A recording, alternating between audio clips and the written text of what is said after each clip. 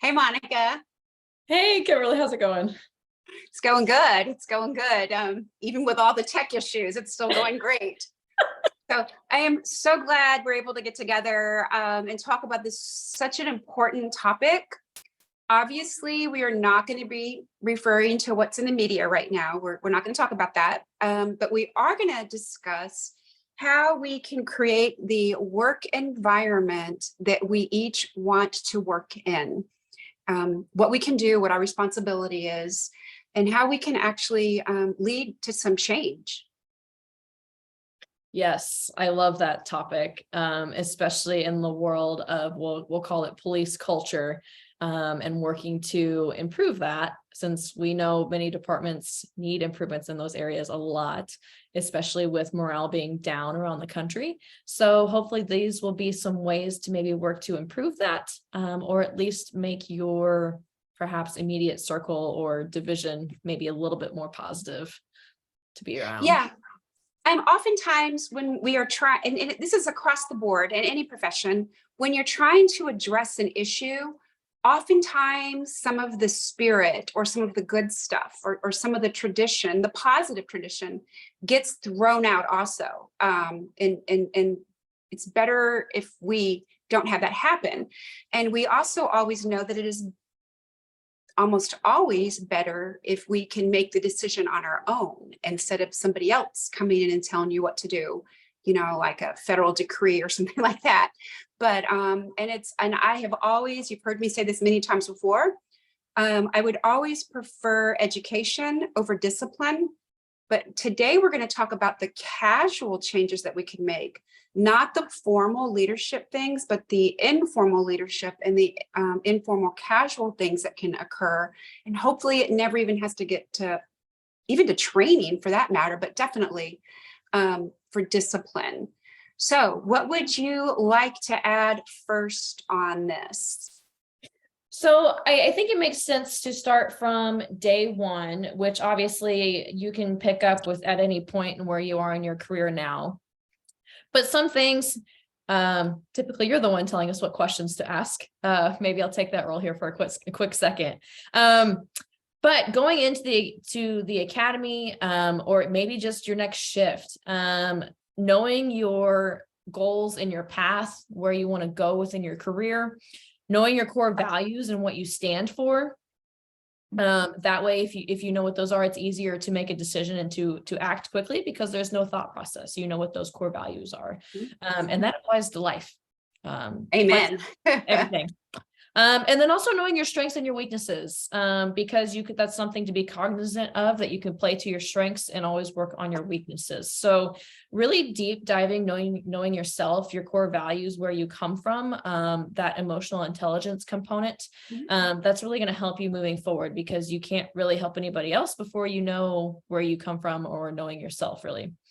So knowing those things, and those can be constantly evolving, obviously, over time, but definitely those, I think, are a good place to start for those three bullet points.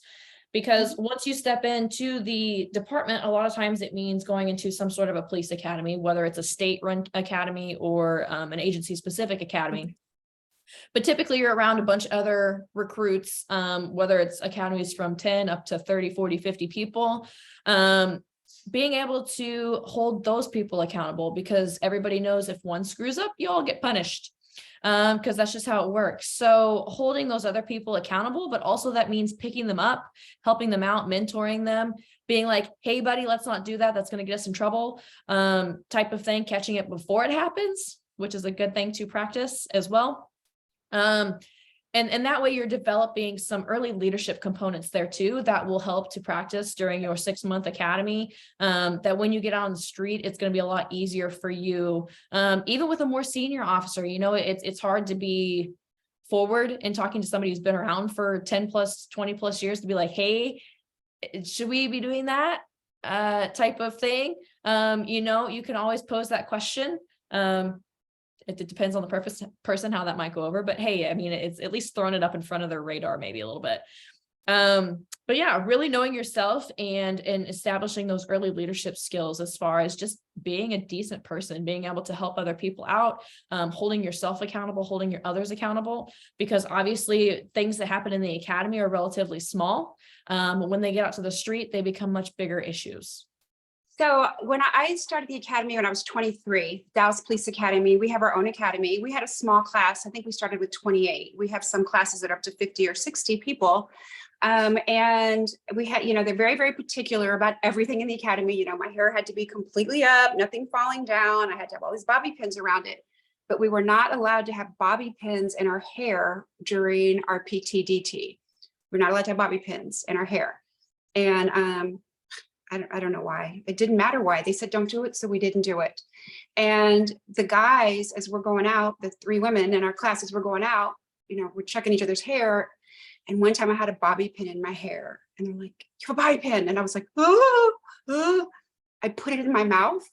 I worked out for an hour and a half. I ran 3 or 4 miles, did burpees, did everything. And I was one of the PT leaders, which means I was in front of everybody having to lead all the workout. I had a bobby pin in my mouth. And at one point, one of the instructors came up and said, what's in your mouth? And I was like, I was trying to swallow it. I was like going to swallow the bobby pin because I knew that we'd be running for weeks if he saw that bobby pin, but it worked out okay. But it's easy to say, well, that's just stupid that they don't let you have bobby pins. It's exactly what you said.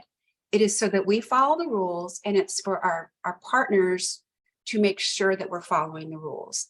And if you overlook the little things, now, obviously they would not want me. Well, my class would have wanted me to swallow the bobby pin, but the instructor would not have wanted me to swallow the bobby pin, right? It's dangerous. But that's where you're learning those lessons of accountability to yourself and to your profession and to the people around you. And, we could go on and on and on with different examples of saying things, but, my husband mentioned to somebody who is way lower rank than him, I'm sorry, way lower in grade than him, not rank, but in grade, mentioned that his uniform wasn't right. And the guy mouthed off at him, and I was like, oh, hell no. Then I'm like, well, I'm just a retired wife, so whatever. But I just couldn't believe that, because back in the day, if somebody had mentioned my uniform was out, I would have been horrified, first of all, and then I would have thanked them for it. And then it would have been fixed. It would have been fixed.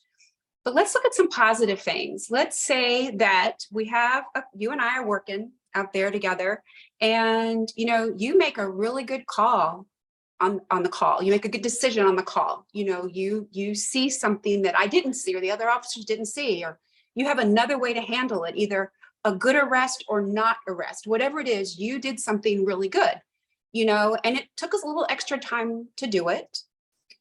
What a great time for another officer to say, Monica, that was excellent. That was really good. How did you know to do that? And you say, oh, I've been studying, or I've, whatever, or my trainer told me this, or, whatever. And it's a great way to reinforce good police work. And it also lets other people know that Monica's raising the bar a little bit. The rest of us better kind of keep up, we better keep up on that. And they, as a coach, you're a coach, I'm a coach. We know that people like to be acknowledged. We always think that it's money that people want, but it's to be acknowledged, it's to matter, it's to feel like they're contributing, to feel like they have some control in what's going on around them, but they want to be acknowledged. And we can know how our coworkers like to be acknowledged. One coworker might just want a fist bump, not even say anything out loud. Other people like to, and there's nothing wrong with liking acknowledgement. We always hope that formally it's done. We hope that the commendations are written. Different departments call them different things. We hope a letter goes into their file and their jacket. We hope it goes before the promotion board, things like that. But man, isn't it nice to have a coworker tell you did a good job?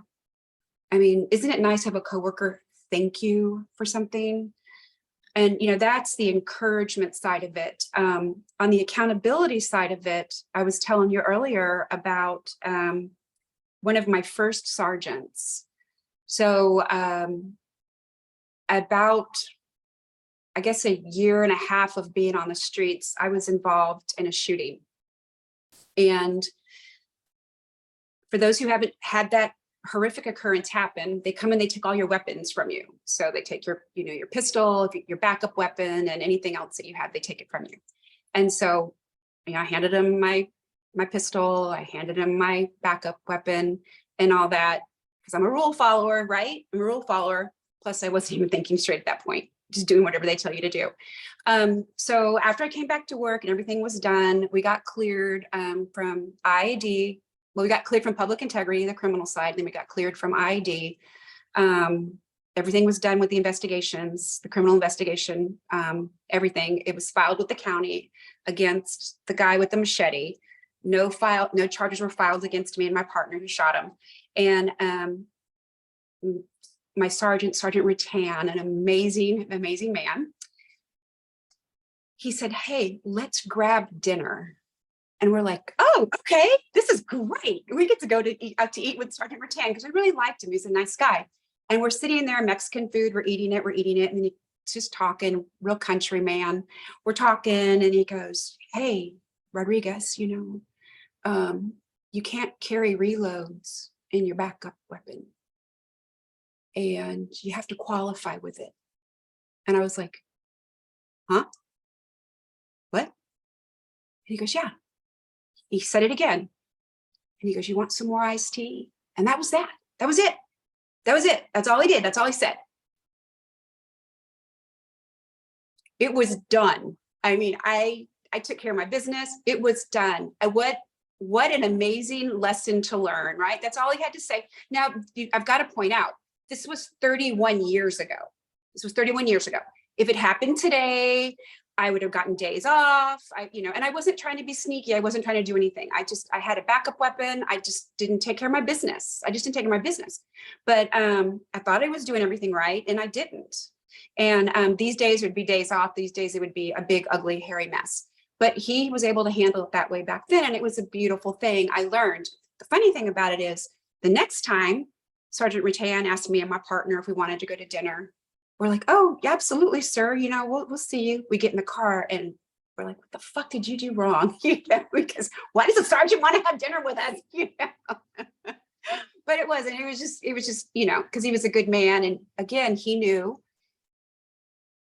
relationship, encouragement, relationship, accountability, relationship.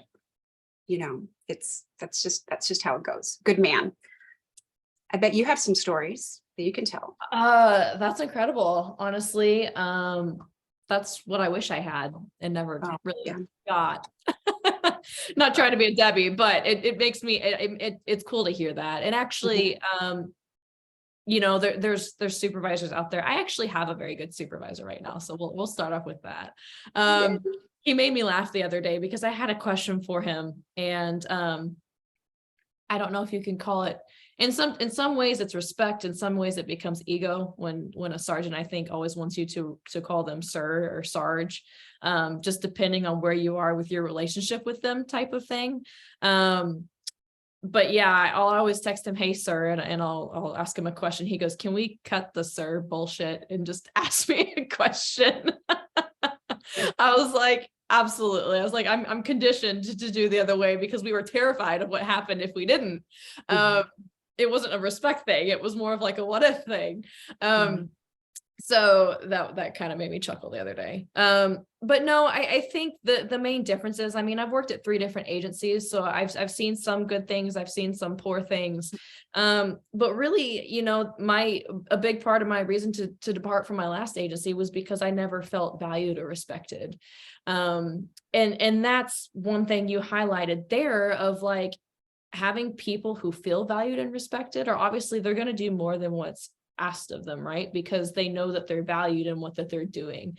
And that lifts morale, like that makes the environment so much better. And just like, and that's the thing too, like one of the things that I can remember specifically, and I was just telling somebody about this the other day, I think I can count 3 times in 3.5 years that somebody told me good job. Oh, Like, yeah, it's like, it's so bad. Like looking back on it is so bad. Like, it's just the mindset that puts you in is a negative dark hole of like, I'm never doing anything good, which that's never where you want to be. Right. Granted, those people who told me that and gave me that positive reassurance, I clung to that because that's what helped me stay for as long as I did. But that and the communication part of it too, like, you covering somebody who just had a simple, like they realized something was incorrect. They had a conversation with people who are typically rule followers. That's all you need, right? It goes away. And unfortunately, in my realm, it was not a conversation. It was an IA, like 0 to 100 of like, you screwed up, even though it wasn't intentional and you didn't even know you were messing up. It sounds terrible, but I always say I broke a rule I never knew I broke, type of thing. That creates an environment where when people do realize they've done something wrong, they can't come forward and they can't try to fix it. An officer, she's a very good friend of mine. I love her to death. She's retired also. Trish, great woman. She answered a call. It was kind of an emotional call and everything. And she does everything right. Just a busy, crazy night. There were some shots fired around the corner. All this stuff went on. And then she gets a hold of me. She goes, I got to talk to you. And I was like, oh my gosh, yeah, absolutely. I'm, what's wrong? She goes, I got to talk to you in person. I was like, oh shit, what happened? So she comes into the office, which means she had to be like right in the hallway when she called me, which really scared me because I don't know why she would do that because I was always very approachable. But she comes in and she goes, I didn't call PES. I'm like, okay. She goes, there wasn't any physical evidence that I could find, but I know I had to have him out there. And I'm like, what? Stop, hold on. Tell me what's going on, She told me she was on the call. She didn't call PES. I said, let's call PES. She goes, well, the chain of evidence is broken. I said, you didn't have any evidence. You didn't have any, it's okay. Let's call PES and see if they still want to come out there. Because I think it was going to be an injury to a child call type thing. It was a serious thing. But anyway, she goes, it's going to come up in court. They're going to ask me. I'm like, there's no evidence. It's not going to come up. It's okay. And I said, but Trish, what if it does? What if it does? You made a mistake. You owned it up as soon as possible. Put that in your report. You contacted me. We contacted PES. Put it in the report. And I never heard anything else from it. So I'm guessing that nothing came up. If something had come up, I would have heard about it. But, I just really admired that. And there were a couple things going on in there. First of all, she didn't want to get in trouble. She didn't want to let me and the department down. She also wanted to take care of the complainant. She wanted to take care of the victim in this situation. And in all honesty, you also want to take care of who's being accused of it because you want to make sure that it's an appropriate and accurate charge. But, I was just like, part of me, I was like, why are you so scared to come forward on this? She goes, no, I knew I could come to you, but I didn't want to disappoint you. So part of me was really happy that she knew she can come forward. But part of me, I'm like, well, am I that much of a bitch that, you're worried about disappointing me like that? But I just think, we worked very hard for that. Now, at the time, I was a lieutenant and I was working for a chief that absolutely led the same way. Come forward with what has happened. Don't let me find out about it some other way. Tell me what went wrong. I found that people who lead that way of accountability are also usually very good on encouragement. It kind of goes hand in hand. And I don't know when that balance occurs or if it's just kind of I don't know if it's like a natural thing for them or not. But Chief Click, I've mentioned him to you before. Chief Click, he's retired for a while. He had been, I think, at Arlington, and then he came to Dallas. Great leader, fabulous leader. But so here's a 4-star. He's in charge of the Dallas Police Department, in charge of one of the most prestigious departments in the United States, in the world. I mean, it was world renowned at the time, for various reasons. And here I was, one of the lowest ranking officers in the department. Well, I was senior corporal at the time. So still, I'm not a commander, I very valuable to the department like every other senior corporal is, but there wasn't anything special about me. But we happened to be in the hallway at the same time, which I avoided headquarters like the plague. But anyway, we're in the same hallway at the same time. And he just starts a conversation with me and he goes, "Where do you see yourself in a couple of years?" And I was like, and I actually knew I had an idea, but I mean, what do I say? I mean, am I going to sound stupid? Am I going to sound like I think I'm smart? Like I think I'm too good? I mean, what am I going to sound like? Egotistical? I mean, everybody makes fun of people who have dreams, right? Which is unfortunate. But I said, well, I wouldn't mind going to one of the investigative units. I wouldn't mind, doing something like that. And he's like, "I could see you there. I could see you doing that." Oh my gosh, it was just amazing that he said that. I mean, it was so amazing. I carried that for the rest of my career. The fact that somebody who outranked me, who was such a neat individual that I respected so much, said those kind words to me. It made me want to take promotion tests. It made me want to take outside training. It made me wanted to do all that stuff. You got to remember that. You got to remember those little kind words, those little bits, no promises made, nothing inappropriate, no, wink, wink things. Just, I could see you doing that. Yeah, that's cool. I think that's another thing that shows that you're valued. And at least when somebody of rank or anybody around shows that they're invested in your success, I mean, you can't ask for much more than that, right? Yeah, it was nice. It was nice. That was probably, well, I was still a sergeant or still a senior corporal before sergeant. That was 28. It was a long time ago. A long time ago. That's all I need to say. It was a long time ago. So, I think we hopefully are giving our viewers some ideas of what it could take. It could even be, like you can go, "Hey, Kimberly, that was a good report. Thanks for doing that." Or, "Thanks for calming my prisoner down."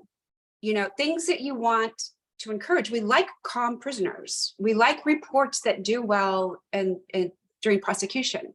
The things that we're trying to build in our department, let's build our people that are doing it. Ask questions, like, "Hey, Monica, how did you know to do that?" And it gives you the opportunity to say it, I think it also highlights, you will quickly find out who has your best intentions at heart. You will find out who cares about the department. You'll find out who cares about the community. Now, that sounds like a lot of pressure to put on people. Like, "Oh, I just got to come to work. I can't have all this pressure on me." Well, it's not supposed to do that. It's supposed to be, kind of organic once you get used to doing it. Once you get used to recognizing the positive, then you can, appreciate the positive. If you can't see any positive, you're not going to be able to appreciate any positive. So, and they're usually, even on the absolute worst days, there's usually a positive involved in it somewhere. When you're at the hospital because one of your coworkers has died, there is somebody there that is passing out tissues. There's somebody there that's making sure that there's hot coffee going. There's somebody there that is doing something. There's somebody there that sees that person, is about to collapse, and they can go and grab. I mean, there's a lot you can do. There's a whole lot you can do to help each other, even in the absolute worst, in the absolute worst. Yeah, I like the idea of making compliments the norm, and that's something we can do without any rank or anything, is complimenting people. And that was the one thing I realized, like I said before, I didn't get much reassurance with one previous agency that I was doing very well, and that's how I can remember like the specific, like 3 or 4 people who complimented me in that time.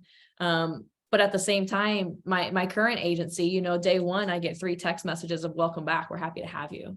Nice. Nice. So it's cool. And even when you get a crazy call and shit hits the fan and half the agency is on one call, one text on the way home of, hey, thanks for your help today.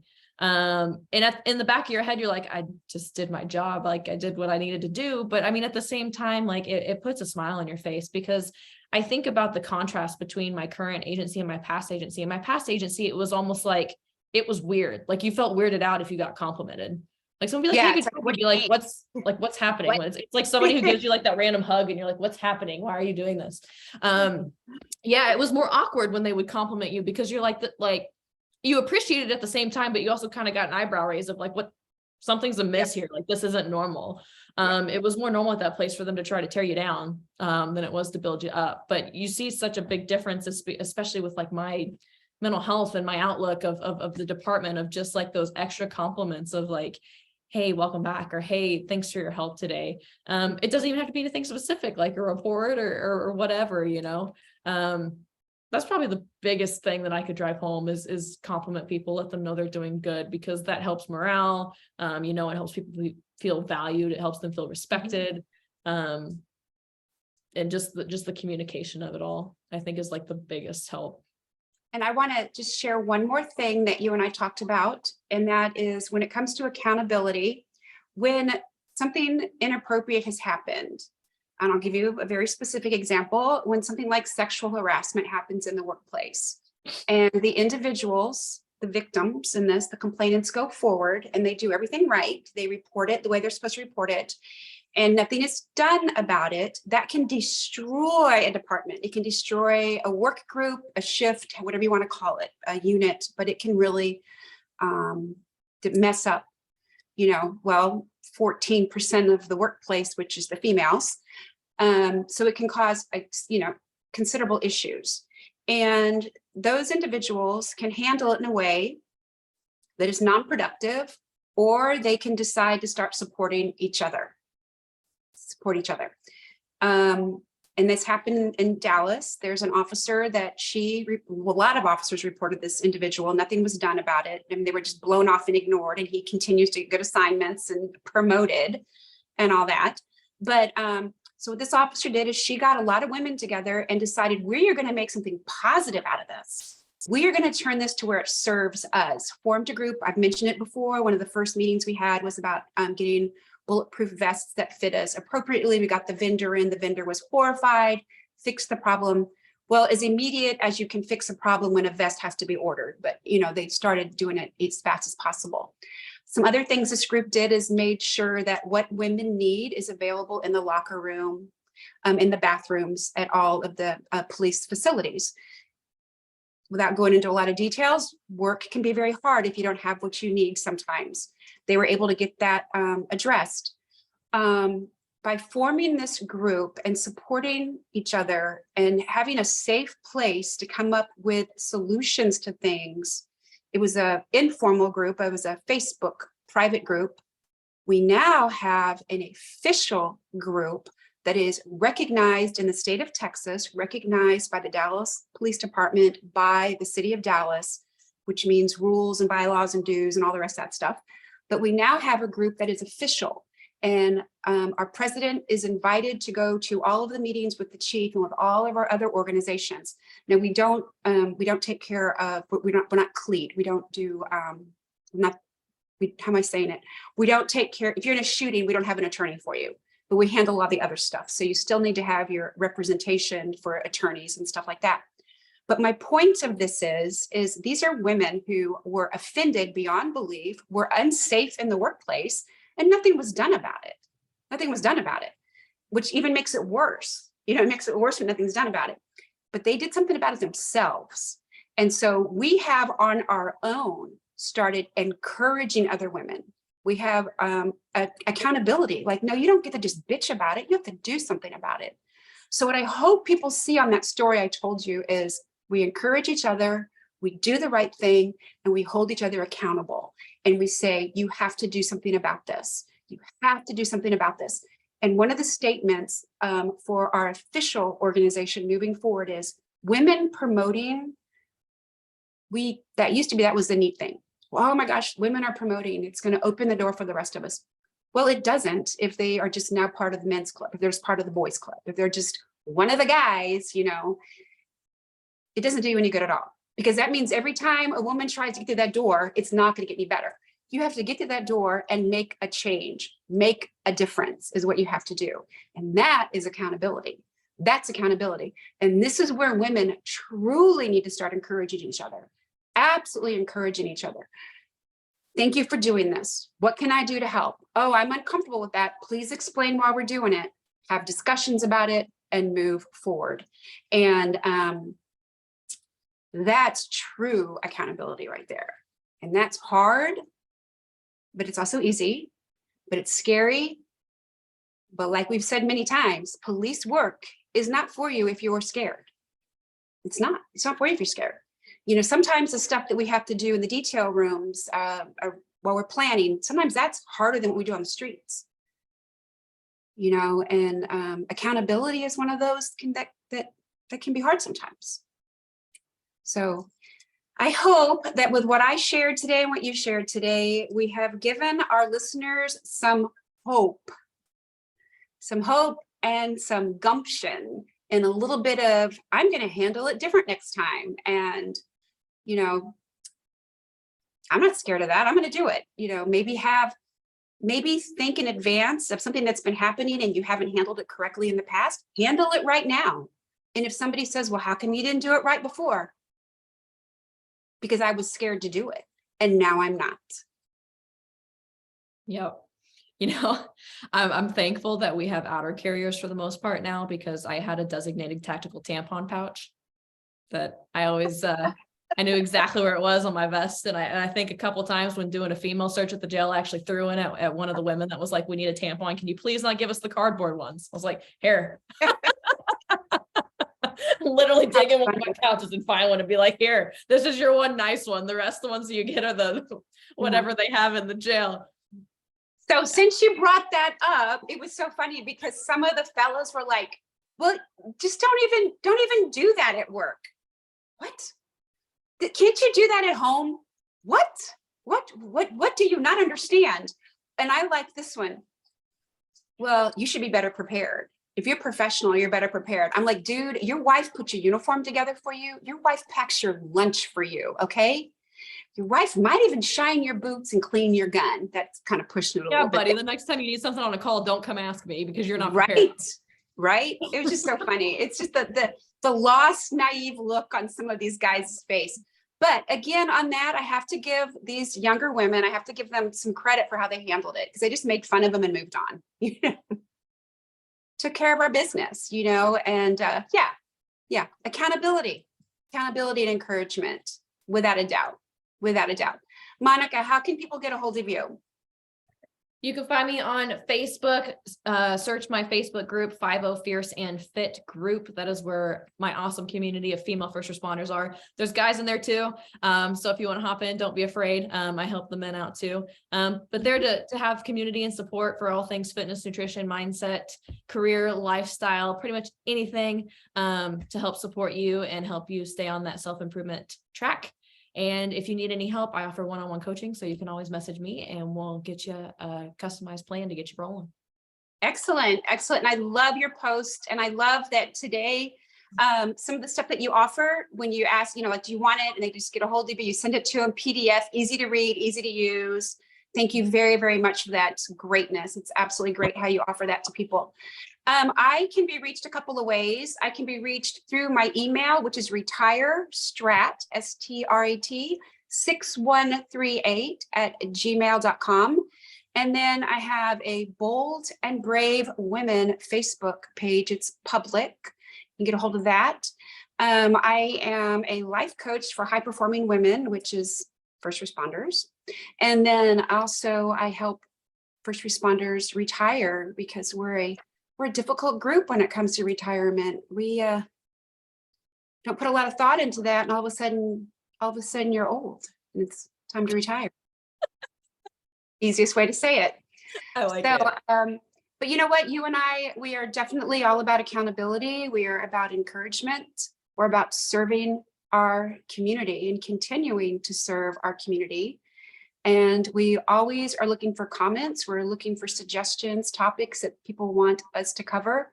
Both of us make the repeated plea to anybody that if you need help with anything, we will help you. We will help you, even if it is personal, private, off the record. We will help you. Just get a hold of us. If we can't help you, we definitely, between the two of us, have enough contacts. We can find somebody who can. Absolutely. Okay, well, thanks so much, everybody. And there's one other thing. Oh, what do you want to talk about next? I don't know. We need more ideas. Oh, I've got tons of ideas. I was just waiting for you to say that, Monica. I was waiting for you to say that. Okay, cool beans. So we will talk to everybody later. Thanks so much. Bye-bye. Thank y'all.